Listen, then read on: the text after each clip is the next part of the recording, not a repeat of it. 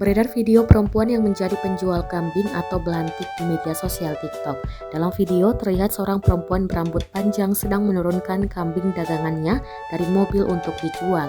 Rupanya perempuan yang berasal dari Wonogiri itu diketahui bernama Chandra Dwi Febriani. Chandra Dwi Febriani merupakan mahasiswi salah satu universitas di Jakarta. Video yang memperlihatkan aktivitas Chandra ketika berjualan kambing di pasar diunggah oleh akun TikTok @ChandraDF. Hingga saat ini videonya telah ditonton ratusan ribu pengguna. Beragam komentar pun disampaikan warganet. Ada yang memberikan dukungan hingga mendoakannya.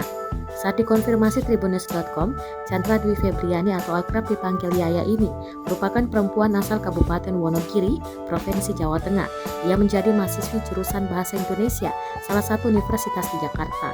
Yaya mengatakan suka jualan kambing ketika masa pandemi COVID-19, tepatnya setelah ditetapkan adanya pembelajaran secara daring. Lebih lanjut, Yaya mengungkapkan bisa berjualan kambing karena belajar dari ayahnya.